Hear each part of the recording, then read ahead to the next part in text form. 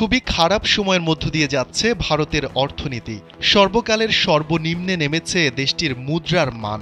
ডলারের বিপরীতে গেল সোমবার সর্বনিম্ন হয়েছে রুপির দর। ভারতীয় সংবাদ মাধ্যম দ্য ইকোনমিক্স টাইমসের এক প্রতিবেদনে এই তথ্য জানানো হয়েছে।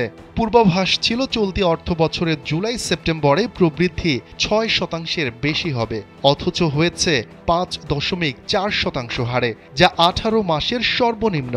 এর প্রভাব পড়েছে রুপির দরে।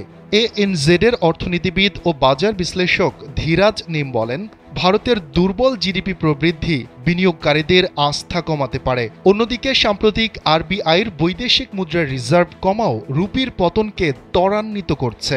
আর নয় সৌন্দর্য নিয়ে চিন্তা, এবার নিজেকে সুন্দর করে তুলুন স্টাইল ম্যানিয়াক্সের সাথে।